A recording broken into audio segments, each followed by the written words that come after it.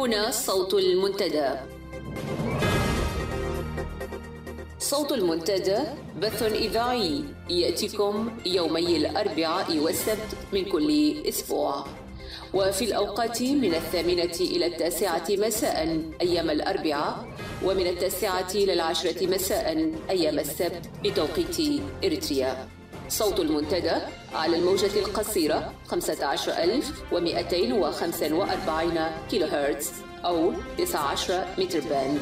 صوت المنتدى على مدى 24 ساعة في القمر الصناعي النايلسات ب8 درجات غربا، وعلى تردد 11678 للاستقطاب الرأسي. صوت المنتدى علم مستقل وحوار وطني بناء. صوت المنتدى.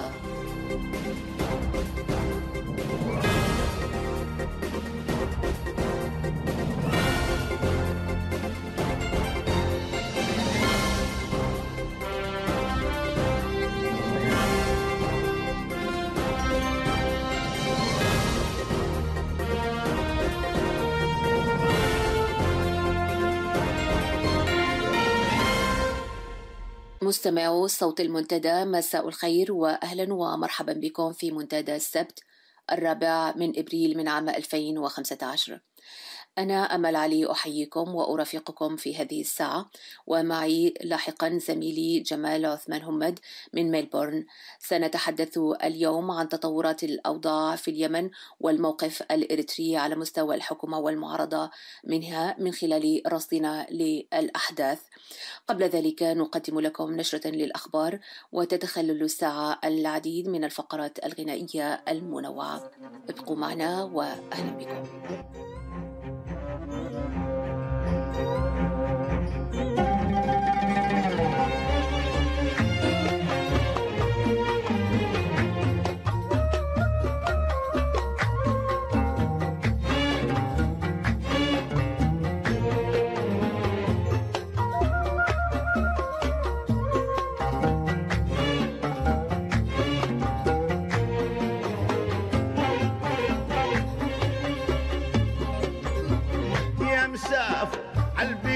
بروحي وقلبي سيب واتركني هنا لآلام حبي.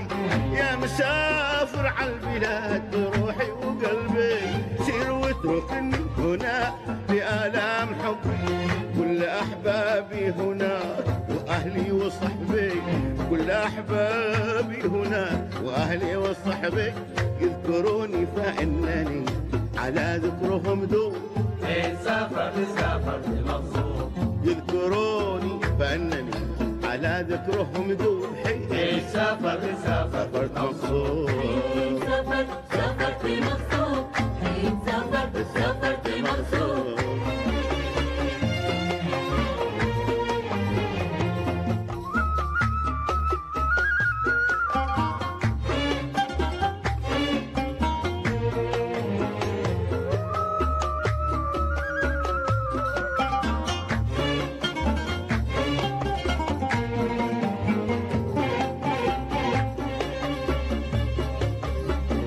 ذكرهم لا يزال في بعادي وقربي، لا تذكرتهم أبد يا عين صبي.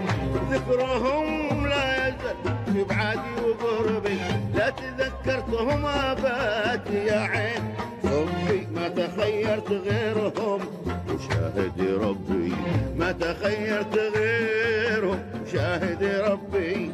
هم مرادي ومقصدي وهم عز مطلوب. سافرت مبسوط، هم مرادي ومقصدي وهم عز مطلوب. سافرت مبسوط، سافرت مبسوط، سافرت مبسوط.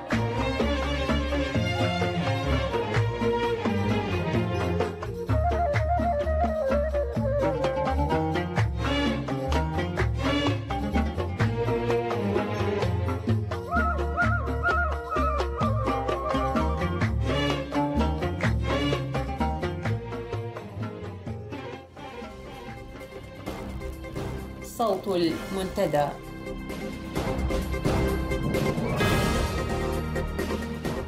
في نشرة هذا المساء: نظام الطاغية في إريتريا يشتري الذمم بالأموال.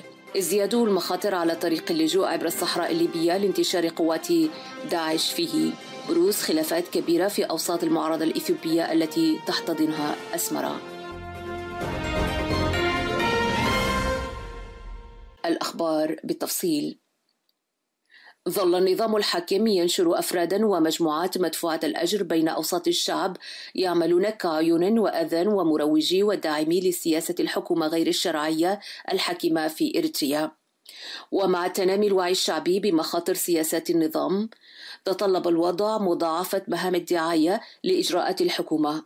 وفي هذا الصدد أشارت مصادر المنتدى إلى أن السلطات الطاغية وسعت من وسائلها مكونة خلايا نسائية تقوم بمهام التأييد والتنصت على الشعب، ورفعت قيمة العمولة المالية المقدمة لهن إلى 1300 نقفة يتلقونها بشكل منتظم على هيئة راتب شهري.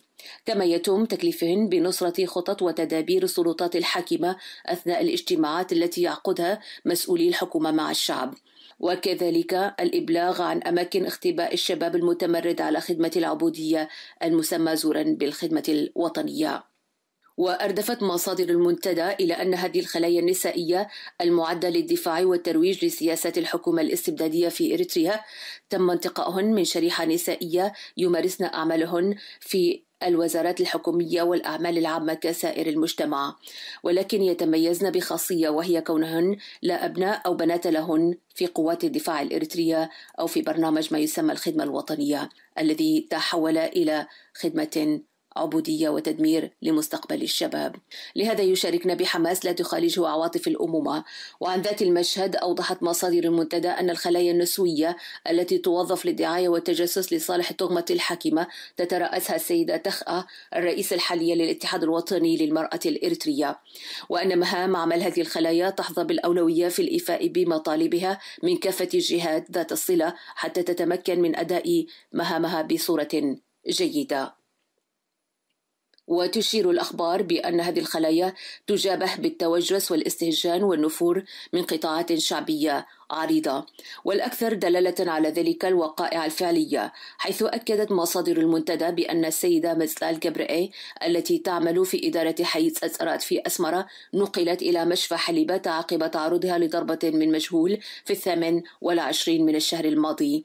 بينما هي طريحة الفراش تتلقى العلاج في المشفى، تلقت رسالة تحذيرية شديدة اللهجة من مناضلي الحرية والعدالة تحذرها فيها من مغبة الاستمرار في مناصرة الظلم. هذا ما أكدته مصادر المنتدى من عين المكان. تشير مصادرنا من الخرطوم أن طريق اللجوء عبر الصحراء إلى ليبيا غدا أكثر خطورة من ذي قبل. فعادة ما كانت تلجأ الجهات الخاطفة للاجئين إلى طلب مبالغ مالية لإطلاق سراح رهائنها من اللاجئين الإريتريين، إلا أن التقارير الأخيرة توضح بجلاء دخول داعش على الخط بهدف تحقيق غايات أكثر إجرامية. ففي الأسابيع المنصرمة تعرضت مجموعة من اللاجئين الإريتريين إلى كمين من عصابات مسلحة أثناء محاولة اللاجئين الإريتريين الهروب من قهر النظام الحاكم في إريتريا والعبور إلى ليبيا ومنها إلى أوروبا. والمعلومات التي جمعت عن طبيعة السلوكيات وإجراءات العصابة المسلحة تشير بأنها تدابير تحمل بصمات تنظيم داعش الإرهابي. ففي حديث مقتضب استغرق 6 دقائق مع لاجئين إريتريين ذكروا بأن الإناث تم فصلهن عن المجموعة اللاجئة، من ثم تم اقتيادهن إلى تشاد بعد أن قامت العصابة بذبح 2 من الحوامل، وأن مجموعة الذكور أخذت إلى جهة مجهولة وانقطع الاتصال الهاتفي معهم بعد ذلك. هذا وقد علمت مصادر المنتدى أن شخصين من الذين جهزوا لرحلة هؤلاء اللاجئين الإريتريين إلى ليبيا هربا من السودان إلى إثيوبيا، والسماسرة الكبار موثقين لعمليات الهجرة غير الشرعية انخرطوا مباشرة في جمع الأموال من أهالي المختطفين تحت ذريعة أنهم قادرون على إطلاق سراح المختطفين من خلال دفع الأموال للعصابة خاطفة. يذكر أن هكذا أساليب كان قد تم العمل بها في سياق التجارب السابقة المماثلة، إلا أن الاختطاف في هذه المرة له أبعاد أخرى. فالمختطفين وقبيل انقطاع الاتصال الهاتفي معهم أكدوا أن الجهات التي تحتجزهم لا تقايد بالمال، بل أن مراميها شريرة وأبعد ما تكون عن الأساليب الابتزازية التقليدية. المجموعات الإثيوبية المسلحة والتي تتخذ من الأراضي الإريترية منطلقا لعملياتها ضد الحكومة الإثيوبية عقدت في 29 من مارس الماضي اجتماعا في مدينة جلوج لتقييم تجربتها والاحتواء خلافتها. وكان هذا الاجتماع قد التأم على مستوى مسؤولي حركة دمحيط وقومية بني شنغول. هذا وعلى النقيض مما كان متوقعا من الاجتماع، تفاقمت الخلافات وتباينت الآراء بشكل أعمق وأوضح، تمثلت في خلاف رئيسي في القيادة والمهم، حيث أعربت القيادات المعارضة في قومية بني شنغول الإثيوبية عن بالغ قلقها حول الإقصاء الذي يمارس عليها والإهمال المتعمد الذي يطال مطالبها من المعارضة الإثيوبية، متهمة حركة دمحيط بتجاهل قيادات ومطالب بني شنغول والاكتفاء فقط بالتنسيق مع حركة المعارضة الأمهروية. هذا ورفعت الجلسة جراء احتدام حدة الخلاف لتنعقد مرة ثانية في تمام الساعة 5 من مساء ذات اليوم، إلا أن المسألة استعصى عليهم احتوائها، فتقرر مواصلة الاجتماع في 31 من مارس الماضي، ولكنهم وللمرة الثانية لم يتمكنوا من توفير مناخ مناسب من التفاهمات يمهد إلى مواصلة الاجتماع، لهذا تم تأجيله إلى أجل غير مسمى. هذا ما وفتنا به مصادرنا حتى لحظة إيراد هذا الخبر. نهاية النشرة. يحرق ويكوي من جور بعدهم كفاني وحسبي، بعدهم بالفؤاد يحرق ويكوي من جور بعدهم كفاني وحسبي. كيف أعمل بذا الزمان ليه غدر بي، كيف أعمل بذا الزمان ليه غدر بي. فصبر عفراقهم ما صبر أيوب، سافرت مبسوط بصبر عفراقهم كما صبر أيوب. سافرت مبسوط، سافرت مبسوط، سافرت مبسوط.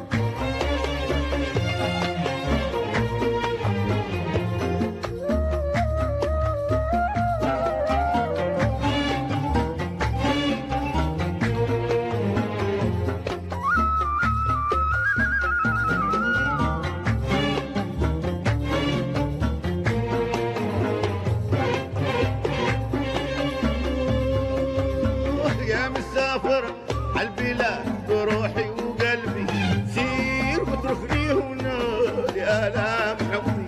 يا مسافر عالبلاد بروحي وقلبي، سير واتركني هنا بآلام حبي. قل أحبابي هنا وأهلي وصحبي، قل أحبابي هنا وأهلي وصحبي، يذكروني فأنني على ذكرهم دوم. حين سافرت مقصود، يذكروني فأنني على ذكرهم دوم. حين سافرت مقصود، حين سافرت مقصود، حين سافرت مقصود، مقصود.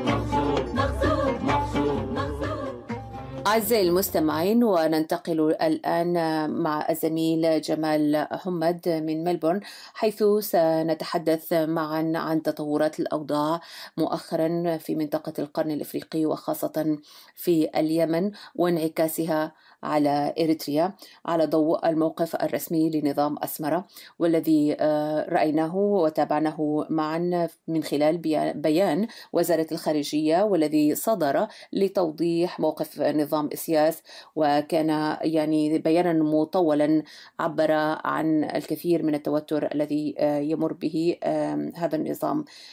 قبل أن نخوض في التفاصيل دعوني أرحب بزميلي جمال ونبدأ في تحليل الحدث عن قرب. مساء الخير جمال.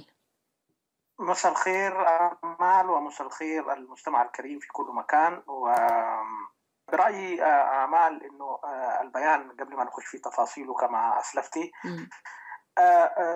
كتب بمفردات غاضبة شديدة وبعناية مركزة وأظهرت الضيق الإريتري من ما يحدث في اليمن. ويبدو أنه النظام تفاجأ بالحملة السعودية والخليجية والعربية. نعم. وهو ما كان مستعد لها تقريبا، وحاول بعد ذلك يرد على ما يدور من اتهامات مباشرة بعضها بالدليل القاطع حول العلاقة الحوثية الإريترية والعلاقة الرسمية مع الرئيس علي عبد الله صالح. وبالتالي الربكة الواضحة في البيان والغضب الشديد الواضح في البيان يعكس الضيق الإريتري وعدم استعداده لهذه المرحلة التي تفاجأ بها على ما يبدو حسب بعض التقارير وحسب بعض الآراء للمراقبين في المنطقة. نعم مامال. نعم بالتأكيد جمال. يعني البيان كما تابعناه جاء في تقريبا 11 نقطة، وتناول بالتفصيل إلى حد كبير بالنسبة لبيان رسمي في هذه الأوضاع النقاط التي يعني تعبر عن قلق النظام كما قلنا، خصوصا أن هذا التحالف جاء من دول كانت إلى حد كبير وإلى زمن بعيد تعتبر دول صديقة للنظام. يعني السعودية كانت علاقة النظام مع السعودية جيدة إلى أن توترت في السنوات الأخيرة. كذلك دخول السودان في محور التحالف السعودي القطري الخليجي لضرب الحوثيين في اليمن. فبالتالي هو أكد، يعني حاول أن يحيد بنفسه بأنه في البدء يعني حاول أن يؤكد على عدم دخوله في أي محور، وهذه من أهم النقاط التي وردت في البيان برأيي، عندما يقول أنه لم يؤمن بسياسة المحاور، أنه لا يدخل فيها وغير ذلك من الأشياء، لأن المحور الذي ظهر من خلال عاصفة الحزم يخلق توتر بالتأكيد، وخاصة بدخول السودان طرفا في هذا الصراع، ومصر التي كان النظام يراهن عليها كثيرا خصوصا بعد صعود السيسي إلى الحكم.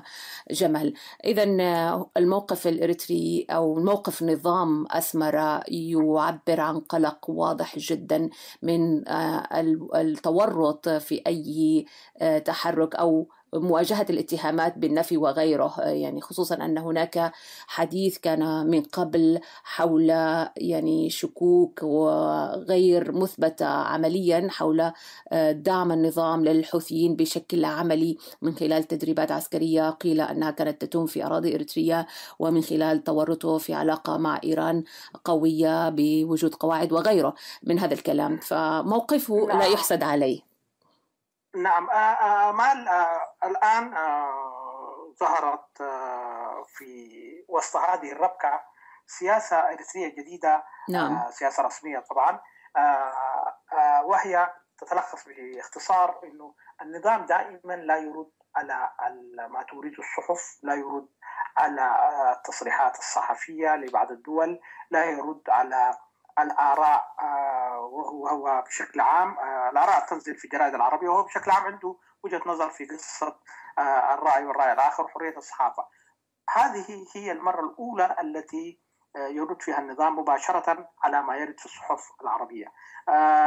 قبل البيان ب3-4 أيام ظهرت في إريتريا الحديثة فقرة صغيرة في الصفحة الأولى ما موقعة بشكل رسمي من أي جهة، ولكن تحدثت بغضب أيضا عن اتهامات توجه لإريتريا من بعض الجهات اللي الفقرة بتسميها بالمدسوسة والعميلة والى آخره، نفس التعابير الإريترية الرسمية، وتم في علاقة إريتريا بالحوثيين. تكرر الأمر الآن أيضا في البيان، وحاولوا أن يصلوا من خلال البيان للمواطن العربي القارئ العربي والكاتب العربي مباشرة، وردوا عليه أنه هذه الصحف وهذه الآراء التي ترد في الجرائد وفي العربية وفي المواقع العربية عارية عن الصحة وهي مدسوسة وإلى آخره. هذا يعني يعكس الضيق الإريتري من ما يحدث في تشكل رأي عام خليجي شعبي تجاه الموقف من إريتريا. هذا الأمر يعني هذا الموقف عندما يتشكل سوف لا يكون يعني لليمن فقط، من اليمن فقط، بل إنما ستكشف كل الأوراق الإريترية الخاصة بالذات حول حقوق الإنسان وملفه في تعامل في هذا الجانب. وبالتالي الموقف العربي الشعبي تحديدا وأنا أعول عليه سيكون وبالا على أسمرة ونظام العصبة. لذلك حاول يستميل الشارع العربي والخليجي بشكل عام. وورد إلينا قبل فترة خلال 24 ساعة اللي فاتت إنه السفير الإريتري في الدوحة أصدر بيان وأكد نفي بلاده العلاقة بالحوثيين وإيران ووجود قواعد أمريكية وقواعد إيرانية أو إسرائيلية في البحر الأحمر، ووزعوا في الصحف ولاحقهم بالتليفونات على أساس إنه يعني ينشروا هذا البيان وبشكل بارز. ده يوري إنه الإريتريين الرسميين العصبة، أنا أقصد العصبة، الآن في ضيق شديد. نرجع للكلام اللي أنت قلتيه حول الفقرة التاسعة. الفقرة التاسعة الحديث أولا حول المحاور، حديث حق أريد به باطل. يعني الإريتريين هم لا يستطيعون أن يعيشوا خارج سياسات المحاور، ودائما المحاور السرية وذات البعد التآمري تجاه يعني المنطقة.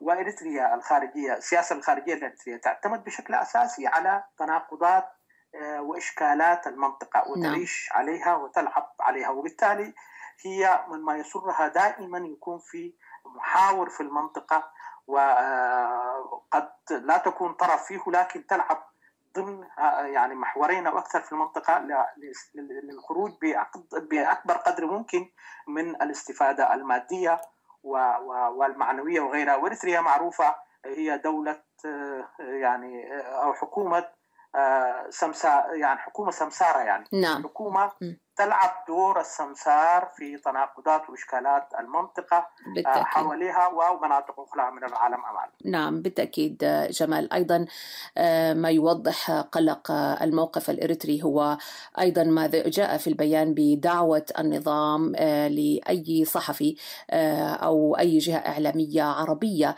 تود أن تتحقق يعني من صحة ما يعني يقال عن أن إريتريا متورطة بقواعد لإيران ودعم للحوثيين وقواعد إسرائيلية وغيره، أن تأتي ويعني تتحقق من هذا الأمر بنفسها، مما يدل على حرص نظام أسمرة على أن يكون موقفه إن لم يكن يعني هادئا ومحايدا في هذا الصراع الذي هو يدرك تماما أنه لا يستطيع أن يكون طرفا فيه. وهذا لا يعني أنه لم يلعب ورقة الحوثيين. هناك الكثير من الكلام حول هذا الموضوع وعن دور إيران وعلاقاته مع إيران التي لم تكن على السطح ولكن يقال عنها الكثير. فهو نظام أسمرة أيضا يعني كما قلت هو لا يلعب سياسة المحاور بشكل واضح، لأنه ليست دولة لها سياسات واضحة وغيره. هو يعمل بنظام العصابة التي تبحث دائما عن مخارج لمن ورطاتها السياسية من هكذا موقف. أيضا نلاحظ جمال أن السعودية والعالم كله يعمل على سياسة المصالح لكن على مستوى الدول. يعني السعودية أيضا استدعت السفير الإريتري محمد عمر محمود ولا يعرف بالضبط ماذا جرى في الحديث، ولكن يتوقع أن يعني يقدم النظام الإريتري عرضا ما مقابل فك الخناق عنه بشكل أو بآخر، خصوصا كما قلنا أن تحالف السودان ومصر، وعلى ضوء أيضا خلفية الاتفاق الأخير الذي حدث بين مصر والسودان وإثيوبيا بشأن سد النهضة، كل هذا يضيق الخناق على نظام كان دائما يعمل من وراء الظهر على خلق الخلافات وعلى إشعال الصراعات الغير معلنة بين الدول من أجل بقائه. يعني كما قلت بالتعبير الأدق الآن استخدمته هو يعني سمسرة من أجل أن يستمر في هذا الحكم. جمال. أمال عندي ملاحظة في الموقف السعودي من الوضع الإريتري عموما. يعني قبل في 2014 تقريبا جريدة الوطن السعودية نعم. نشرت سلسلة من التحقيقات. هذه السلسلة من التحقيقات لا يمكن أن يصل إليها صحفي عادي، هي مسربة من جهات استخبارية رسمية خليجية أو سعودية، لأنه تحدد بالإحداثيات العسكرية مواقع الحوثيين وتدريبهم وتمويلهم إلى آخره. نعم. هذه الجريدة يعني هي مقربة من وزارة الخارجية السعودية ومقربة من جهاز الاستخبارات. رسميا النظام السعودي أو الحكومة السعودية يعني لم تلقي بالا لهذه التحقيقات، وربما سكتت لأسباب خاصة بها. عموما السعوديين عندهم كامل المعلومات عما يدور في الساحل الشمالي الإريتري، ذات المعسكرات التي كانت تدرب فيها إريتريا المعارضة السودانية، الآن هي تدرب فيها الحوثيين وبخبراء إريتريين وإيرانيين. أيضا السعودية بتعرف العلاقة السرية ما بين طهران وأسمرة والوجود الإيراني في عصب بالتأكيد. وماذا يعمل هناك. نعم. الآن يمكن تكاملت الصورة وتراكمت بشكل كامل لكي تتخذ السعودية موقف، ولكن السعودية على طول تاريخها عرفت بالدبلوماسية الهادئة، وعرفت بدبلوماسية مختلفة شوية غير منفعلة، وبالتالي ستتخذ قرار يعني هادئ يتناسب مع هذه الدبلوماسية. عموما لا يعني نستبق الأحداث، ولكن إريتريا الآن فعلا كما أنت أشرت أيضا في ورطة. إريتريا خرجت من اللعب بين مصر والسودان في موضوع مياه النيل، خاصة بعد توقيع الاتفاقية. نعم. إريتريا الآن موقفها لا يحسد من الوضع في اليمن والأحداث فيه، وبالتالي أمام الدبلوماسية الإريترية، إذا كان هناك دبلوماسية، وأنا أشك لأنه الأمور في هذه اللحظات تدار من مكتب الرئيس مباشرة،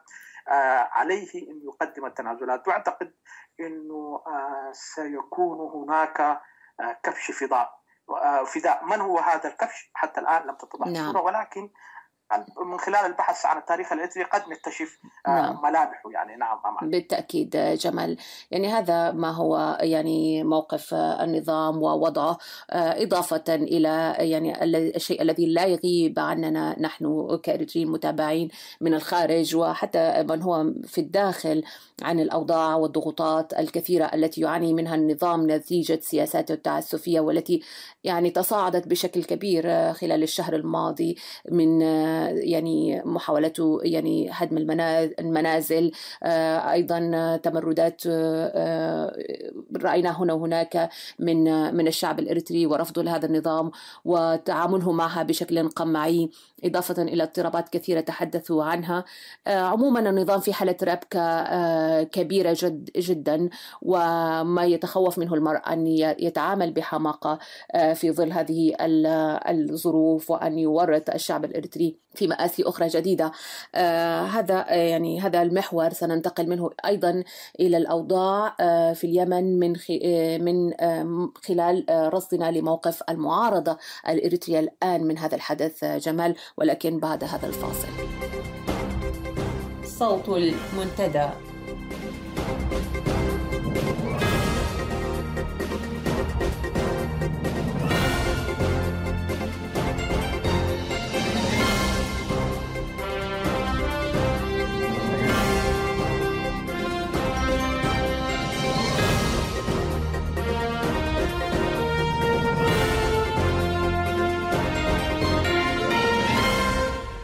إذن عودة مجددة إلى رصدنا لتطورات الأحداث في اليمن وانعكاسها على الوضع الإريتري. تناولنا موقف نظام أسمرة من هذه الأحداث، وتناولنا بيان وزارة خارجية النظام. سنتناول الآن الحدث من خلال موقف المعارضة وتفاعلها معه، حيث رأينا جمال يعني بعض البيانات التي صدرت من بعض التنظيمات المعارضة منها الحزب الإسلامي وغيره حول هذا الحدث وحول عاصفة الحزم. برأيك يعني أين يقف، يعني ما هو موقف المعارضة وماذا يمكن أن تفعل لتستغل هذا الوضع لصالحها؟ أمال أيضا كما يعني يلاحظ أنه الموقف الإريتري المعارض من الأحداث في اليمن فيه القليل من الربكة أيضا، وده انعكس أيضا في البيانات التي كتبت على عجل لتأييد الموقف السعودي مباشرة. وأدخلت المعارضة الإريترية نفسها ضمن المحاور الموجودة في المنطقة.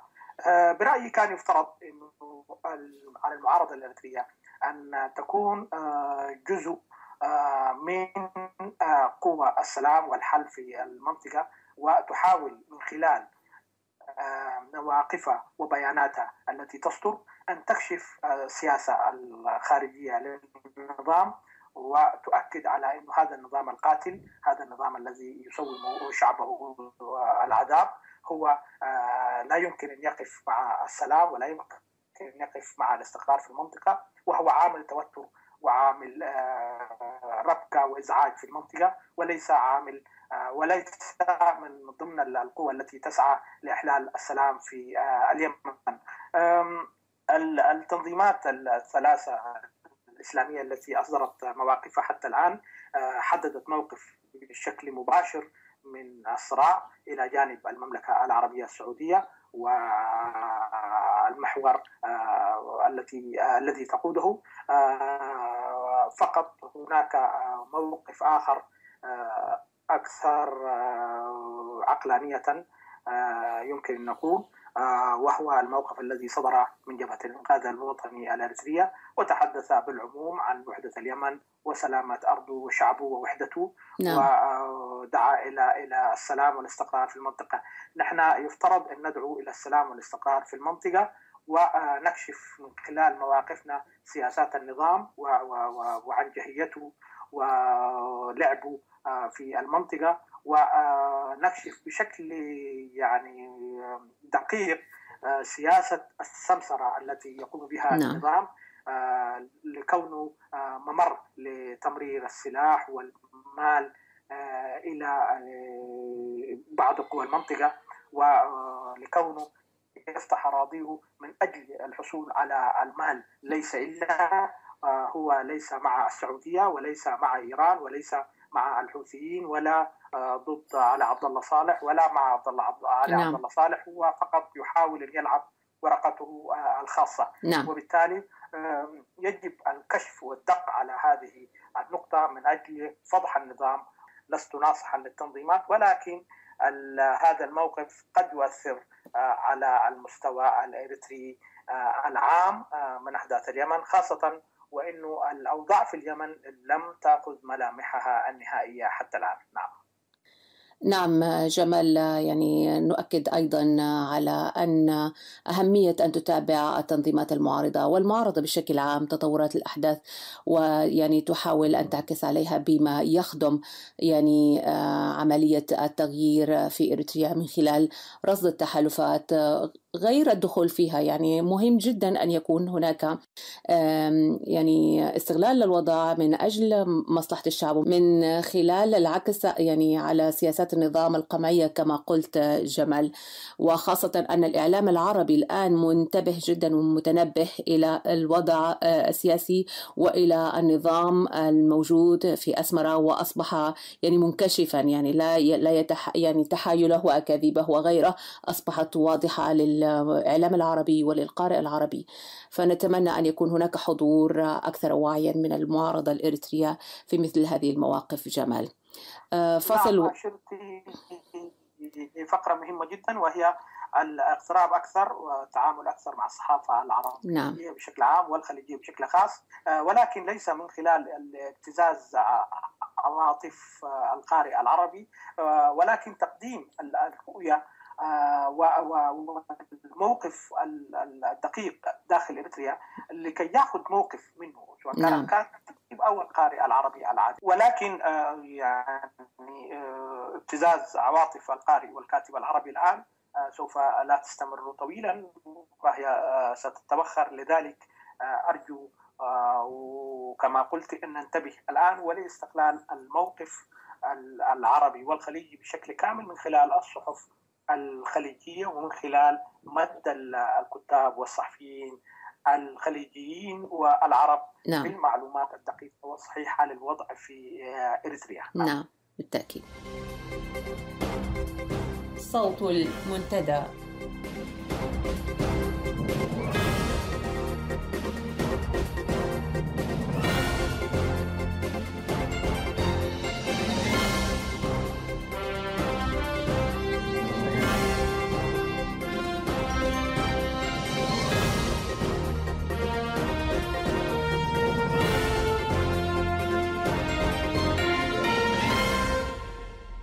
إذن في ختام رصدنا لهذا الحدث المهم في اليمن والحدث المأساوي حقيقة جمال يعني وأعزائي المستمعين، يعني هو حدث بغض النظر عن التحالفات السياسية وعن الأهداف السياسية لمثل هكذا تحالف، إلا أن في النهاية كما نلاحظ من يدفع الثمن دائما جمال هو الأبرياء ومن من الشعوب، يعني القصف الذي يمر به الشعب اليمني والذي تابعناه عن قرب قد أدى إلى مقتل الكثير من الأبرياء والأطفال ومن الشعب اليمني ومن اللاجئين من مختلف منطقة القرن الإفريقي في هذا البلد.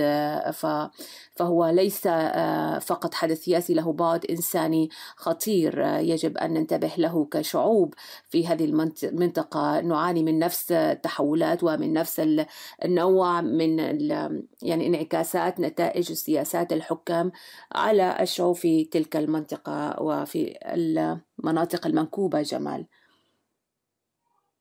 نعم أمال، ككل الحروب ستكون هناك يعني مآسي على المستوى الإنساني وتشرد ولاجئين وخروج الآلاف من الأبرياء والآمنين من منازلهم إلى المعسكرات.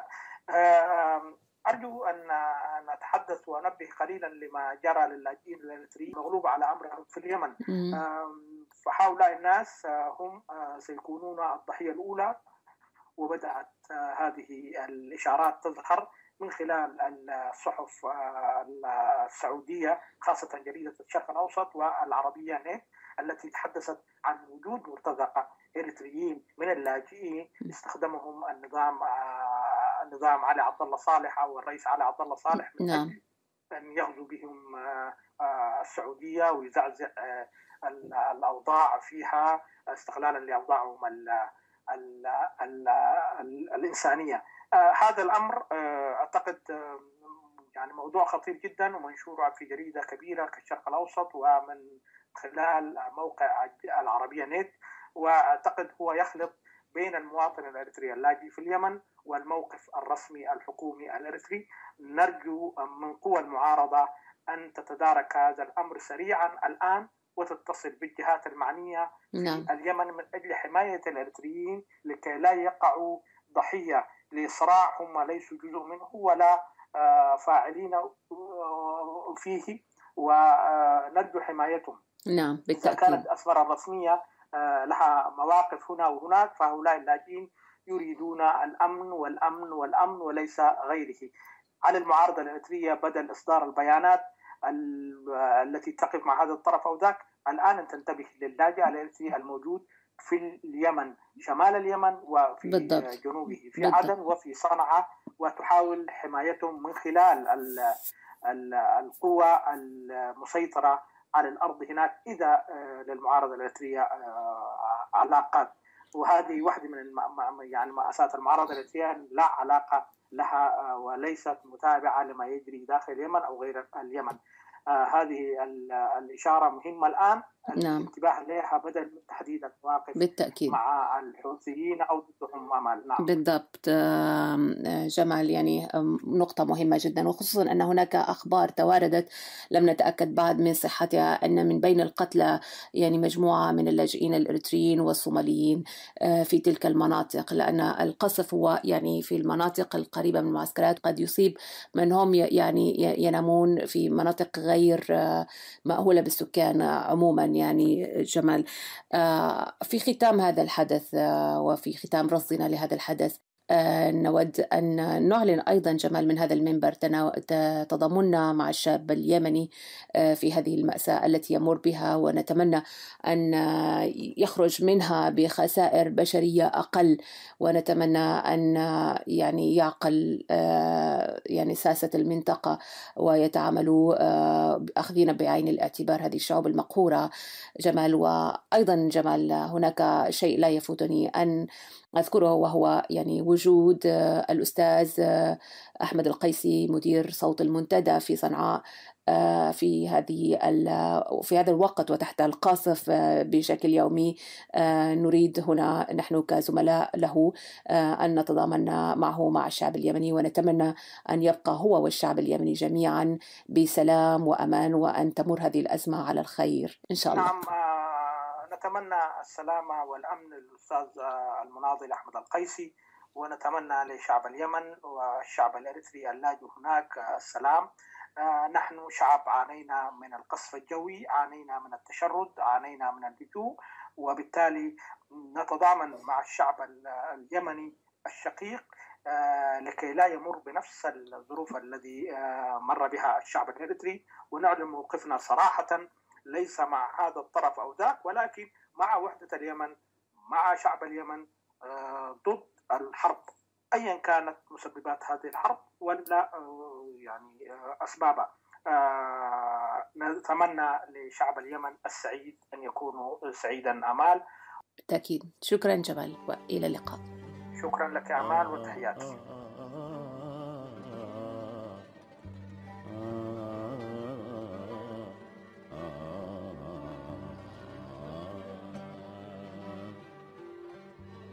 امتى انا اشوفك يا كامل وصوفك، متى اقول تسمح غروبك، انسى اسى الدنيا ساعة ما اشوفك، قل لي متى قول لي يا سيد الموالي، انسى اسى الدنيا ساعة ما اشوفك، قل لي متى قول لي يا سيد الموالي.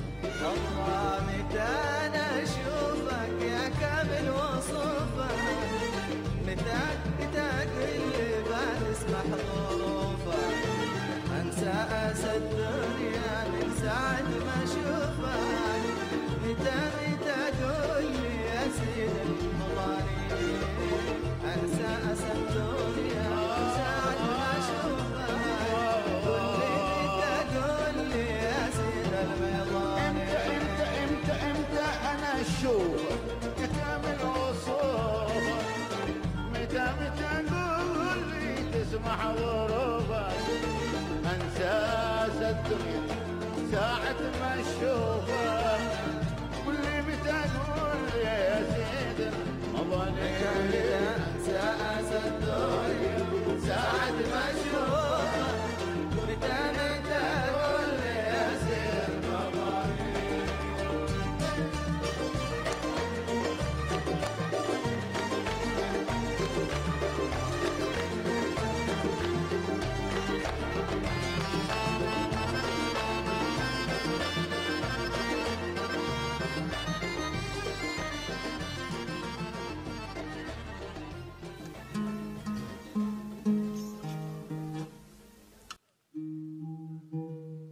الليل ملاح، الليل ملاح تايه سواح، لا بيوصل شط ولا بيرتاح. الليل مشحون أسرار وشجون وألم ونغم وكاسات ونيات ودموع وآهات وعبر وحكم. ومشيت في الليل خجلان مكسوف، من الليل عريان مكشوف، أفراح الناس وجراح الناس على صدر الليل عناقيد وصفوف. ونجوم الليل والضلمة جبال فردين على وش السما غربال، ألماظ مبدور في كاسات بنور يرسم للنور على الأرض خيال. ويشق سكون الكون أرغول، ونغم فنان ساير مخبول، وعليل على فرشه بيتقلب ويحايل جرحه المداري، ويقول يا طبيب قلبك طيب اسمعني هقولك أسراري. لو شلت الشكوى على لساني ورميتها قريب، ما تكونش جراحي مألماني أبدا يا طبيب.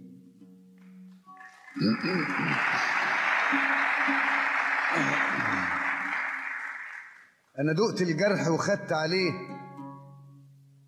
أنا دقت الجرح وخدت عليه، يسقيني المر وبرضه اسقيه من بحر الصبر اللي في قلبي. هتقولي بتشكي مال من ايه؟ ولا من أوجاع ولا شوق لمتاع، ده أنا عمري انضاع مش حبكي عليه أبدا يا طبيب. يا طبيب ده أنا جرحي ملوعني وسقيني الحنظل من كاسي، والنار في ضلوعي بتلسعني وأنا لسه صغار والعاية قاسي، ولا عمر الليل مرة سمعني عليت الآه على أنفاسي أبدا يا طبيب. لكن يا طبيب أنا ببكي صحيح وبقول الآه زي المجاريح، ودموعي في عيني بتتكلم وبتتألم على قلب جريح. مسكين كان أمله يحب سنين ويلم الحب في عشه اتنين، واتهنى معاه وانقال الآه أنا أقول له يا روح القلب أهين.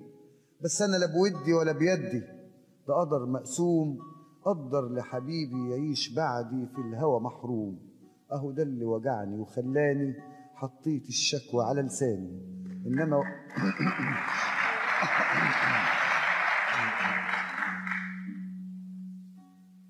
يا طبيب ده أنا جرحي ملوعني وسقيني الحنظل من كاسي، والنار في ضلوعي بتلسعني وأنا لسه صغار والعاية قاسي، ولا عمر الليل مرة سمعني عليت الآه على أنفاسي أبدا يا طبيب. لكن يا طبيب أنا ببكي صحيح وبقول الآه زي المجاريح، ودموعي في عيني بتتكلم وبتتألم على قلب جريح. مسكين كان أمله يحب سنين ويلم الحب في عشه اتنين، واتهنى معاه وانقال الآه أنا أقول له يا روح القلب أهين. بس أنا لا بيدي ولا بودي، ده قدر مقسوم، قدر لحبيبي يعيش بعدي في الهوى محروم. أهو ده اللي وجعني وخلاني حطيت الشكوى على لساني، إنما وحياة اللي قسيته وحياة الأمل اللي بنيته وحياة القلب اللي جرحته، لا فرحت معاه ولا هنيته. لو شلت الشكوى على لساني ورميتها قريب، ما تكونش جراحي مألماني أبدا يا طبيب. وينام الصوت والكون حواليه ساكن نعسان، وكأن الموت رمى تقله عليه. سكت العيان، الكاس له ناس والناس مزاجات، والحان مليان والليل مجالات، ومجال الكاس أشكال أجناس، مليان حواديت مليان روايات. ونزور بالليل دنيا الخمار ونلاقي الكاس على الناس دوار، ويموت الليل على باب الحان. هيخش ازاي والدنيا نهار، ونفوس وقلوب كده على المكشوف عريانة تمام. وتعال نشوف، شوف ده اللي هناك قدامه كاسين، مع انه لوحده ماهوش اتنين، والناس بيبصوا مش فاهمين الكاس ده لمين والكاس ده لمين. اهو ده اللي بنظرة عين شبكوه وفتوله، الكاس مليان وفتوه، وحكايته طويلة وهمه تقيل، وهقول لك ايه واعد لك ايه. راح يملى عيونه بحلم جميل، بياع السهد ملاله عينيه، وترن في جو الحان ألحان نشوانة تخلي المولد هس. وغزالة بتتغزل في حصان وتقول له أحبك أنت وبس. ويفز هناك سيدنا المنظور ويطب الكاس في إيديه مكسور ويقول على الشاشة هتلعب بيك. يرد التاني عليه بفتور، طب وانت مزعل نفسك ليه؟ حشري وسخيف وهقول لك ايه. ومنولي يقول مساندك خق، والسامر يضحك لما يطق، ويحط الحشري عينيه في الارض وكانه لحن في الدين والفرض، ويقوم يتطوح مره يمين ويميل زي البخت شمال، وفي جوف الليل يغرق مسكين، لا يغير حال ولا يشغل بال. الحظ حمار من غير حمار فقد التمييز،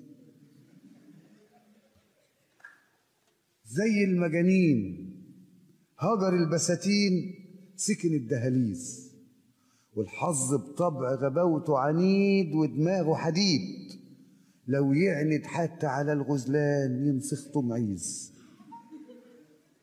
ونسيب دهليز ونخش في باب، ونعدي الباب ندخل سرداب، ونلاقي ضحايا الليل واقفين والحظ بيلعب بالأعصاب. ترابيزة عليها نمر بنظام من 1 يمكن لما ال1000، والدنيا بزي ما هي تمام على هيئة كورة تدور وتلف، وشنب مفتول يصرخ ويقول اللقمة بتنده أكلها والرزق نصيب، والدنيا الدايرة في أحوالها زي المجاذيب. الصبح معاك والظهر عليك، والحظ لو ادى ما بينقيش. جربها ويمكن لو تديك من جودك برضه ما تحرمنيش. قرب قرب جرب جرب، ودي لعبة حظ مفيش تبكيش. والكورة تدور زي المقدور، تحرن على ناس وتجامل ناس. والشيخ سلمون شعبان مندور واقف على أعصابه ومحتاس، يلعب على 6 ال5 تصيب، ينقل على ال5 تخيب. وخلاص الحظ اداله قفاه، والحظ انولى بيبقى عجيب. كلها 2 ساعة وصريخ سلمون لعلع مقامات نهاوند وسيكا ورست وصبا وحجاز وبيات. يا خراب البيت يا فلوس الناس يا نهار الشوم. طب المسكين من طوله ورفص يظهر مات، والناس ملهية في أحوالها بيدوسوا عليه. وبتاع الكورة مشغلها هيبطل ليه؟ واللقمة بتنده أكلها، طب وده كان إيه؟ الشارع نايم تحت جناح الليل همدان، وعيون النور تعبانة بتنعس على العمدان. والكون ملفوف بعباية نسجها الليل بالخوف. وفي بحر الضلمة رأيت على بعد شبح إنسان، حققت بعيني لقيتها يمامة وكسرة طوق. كرابيج الليل نقشنها جراح من تحت لفوق. والأسف عينيها مصحي الشكوى تقول حواديت حواديت ملهاش علاقات بالشوق وليالي الشوق. مسيت ورميت على الحلو سلام، قالت سلامين. أنا قلت لوحدك ليه يا حمام؟ ووليفك فين؟ مالك بالليل وجبال الرعب؟ خليك يا حمام عايش للحب. شالت بجناح حطت بجناح، وريت لي جراح تحت الجناحين. وقالت لي زمان الحب مراح، وبقالنا سنين في الليل تايهين. خد مني الليل واداني الليل، ورميت له الغالي بسعر زهيد. وسقاني الشهد ودقت الويل، وكساني حرير ولبست حديد. وعرفت الناس من راس للديل، وأمنت بإن الكل عبيد. وقالتها وطارت في ثواني، وأنا شارد وخيالي صور. وغمزني الفجر وصحاني، ولقيت الكون بادي ينور. وصحيت من غفوة سرحاني على صوت بيقول الله أكبر.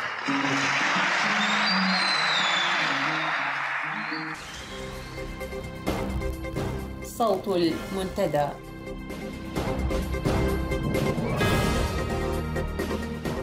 في نشرة هذا المساء: نظام الطاغية في إريتريا يشتري الذمم بالأموال. ازدياد المخاطر على طريق اللجوء عبر الصحراء الليبية لانتشار قوات داعش فيه. بروز خلافات كبيرة في أوساط المعارضة الإثيوبية التي تحتضنها أسمرة. الأخبار بالتفصيل. ظل النظام الحاكم ينشر أفرادا ومجموعات مدفوعة الأجر بين أوساط الشعب يعملون كعيون وأذان ومروجي وداعمي لسياسة الحكومة غير الشرعية الحاكمة في إريتريا. ومع تنامي الوعي الشعبي بمخاطر سياسات النظام، تطلب الوضع مضاعفة مهام الدعاية لإجراءات الحكومة.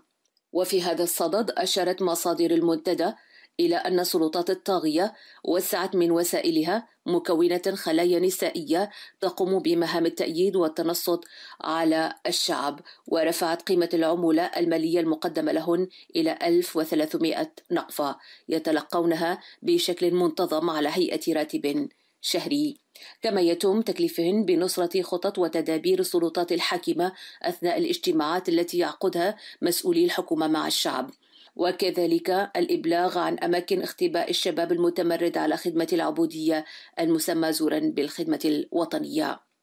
وأردفت مصادر المنتدى إلى أن هذه الخلايا النسائية المعدة للدفاع والترويج لسياسات الحكومة الاستبدادية في إريتريا تم انتقائهن من شريحة نسائية يمارسن أعمالهن في الوزارات الحكومية والأعمال العامة كسائر المجتمع، ولكن يتميزن بخاصية وهي كونهن لا أبناء أو بنات لهن في قوات الدفاع الإريترية أو في برنامج ما يسمى الخدمة الوطنية الذي تحول إلى خدمة عبودية وتدمير لمستقبل الشباب. لهذا يشاركنا بحماس لا تخالجه عواطف الأمومة. وعن ذات المشهد أوضحت مصادر المنتدى أن الخلايا النسوية التي توظف للدعاية والتجسس لصالح الطغمة الحاكمة تترأسها السيدة تخأ الرئيسة الحالية للاتحاد الوطني للمرأة الإريترية، وأن مهام عمل هذه الخلايا تحظى بالأولوية في الإيفاء بمطالبها من كافة الجهات ذات الصلة حتى تتمكن من أداء مهامها بصورة جيدة. وتشير الأخبار بأن هذه الخلايا تجابه بالتوجس والاستهجان والنفور من قطاعات شعبية عريضة، والأكثر دلالة على ذلك الوقائع الفعلية، حيث أكدت مصادر المنتدى بأن السيدة مزلال جبرئي التي تعمل في إدارة حي أزأرات في أسمرة نقلت إلى مشفى حليبة عقب تعرضها لضربة من مجهول في 28 من الشهر الماضي. بينما هي طريحة الفراش تتلقى العلاج في المشفى، تلقت رسالة تحذيرية شديدة اللهجة من مناضلي الحرية والعدالة تحذرها فيها من مغبة الاستمرار في مناصرة الظلم. هذا ما أكدته مصادر المنتدى من عين المكان. تشير مصادرنا من الخرطوم أن طريق اللجوء عبر الصحراء إلى ليبيا غدا أكثر خطورة من ذي قبل، فعادة ما كانت تلجأ الجهات الخاطفة للاجئين إلى طلب مبالغ مالية لإطلاق سراح رهائنها من اللاجئين الإريتريين، إلا أن التقارير الأخيرة توضح بجلاء دخول داعش على الخط بهدف تحقيق غايات أكثر إجرامية. ففي الأسابيع المنصرمة تعرضت مجموعة من اللاجئين الإريتريين إلى كمين من عصابات مسلحة أثناء محاولة اللاجئين الإريتريين الهروب من قهر النظام الحاكم في إريتريا والعبور إلى ليبيا ومنها إلى أوروبا. والمعلومات التي جمعت عن طبيعة السلوكيات وإجراءات العصابة المسلحة تشير بأنها تدابير تحمل بصمات تنظيم داعش الإرهابي. ففي حديث مقتضب استغرق 6 دقائق مع لاجئين إريتريين ذكروا بأن الإناث تم فصلهن عن المجموعة اللاجئة، من ثم تم اقتيادهن إلى تشاد بعد أن قامت العصابة بذبح 2 من الحوامل، وأن مجموعة الذكور أخذت إلى جهة مجهولة وانقطع الاتصال الهاتفي معهم بعد ذلك. هذا وقد علمت مصادر المنتدى أن شخصين من الذين جهزوا لرحلة هؤلاء اللاجئين الإريتريين إلى ليبيا هربا من السودان إلى إثيوبيا، والسماسرة الكبار موثقين لعمليات الهجرة غير الشرعية انخرطوا مباشرة في جمع الأموال من أهالي المختطفين تحت ذريعة أنهم قادرون على إطلاق سراح المختطفين من خلال دفع الأموال للعصابة الخاطفة. يذكر أن هكذا أساليب كان قد تم العمل بها في سياق التجارب السابقة المماثلة، إلا أن الاختطاف في هذه المرة له أبعاد أخرى، فالمختطفين وقبيل انقطاع الاتصال الهاتفي معهم أكدوا أن الجهات التي تحتجزهم لا تقايد بالمال، بل أن مراميها شريرة وأبعد ما تكون عن الأساليب الابتزازية التقليدية. المجموعات الإثيوبية المسلحة والتي تتخذ من الأراضي الإريترية منطلقا لعملياتها ضد الحكومة الإثيوبية عقدت في 29 من مارس الماضي اجتماعا في مدينة جلوج لتقييم تجربتها والاحتواء خلافتها. وكان هذا الاجتماع قد التأم على مستوى مسؤولي حركة دمحيط وقومية بني شنغول. هذا وعلى النقيض مما كان متوقعا من الاجتماع، تفاقمت الخلافات وتباينت الآراء بشكل أعمق وأوضح، تمثلت في خلاف رئيسي في القيادة والمهام. حيث أعربت القيادات المعارضة في قومية بني شنغول الإثيوبية عن بالغ قلقها حول الإقصاء الذي يمارس عليها والإهمال المتعمد الذي يطال مطالبها من المعارضة الإثيوبية، متهمة حركة دمحيك بتجاهل قيادات ومطالب بني شنغول والاكتفاء فقط بالتنسيق مع حركة المعارضة الأمهروية. هذا ورفعت الجلسة جراء احتدام حدة الخلاف لتنعقد مرة ثانية في تمام الساعة 5 من مساء ذات اليوم، إلا أن المسألة استعصى عليهم احتوائها، فتقرر مواصلة الاجتماع في 31 من مارس الماضي، ولكنهم وللمرة الثانية لم يتمكنوا من توفير مناخ مناسب من التفاهمات يمهد إلى مواصلة الاجتماع، لهذا تم تأجيله إلى أجل غير مسمى. هذا ما وفتنا به مصادرنا حتى لحظة إيراد هذا الخبر. صوت المنتدى. في ختام هذه الساعة أعزائي المستمعين، نتمنى أن نكون قد قدمنا لكم ما هو مفيد وممتع. لكم تحياتي وتحيات فريق الساعة لهذا اليوم، صلاح الزين، جمال عثمان همد، الأستاذ محمد علي موسى في الأخبار، ولكم تحياتي أنا أمل علي. إلى أن ألقاكم الأسبوع القادم، أتمنى لكم عطلة سعيدة وتصبحوا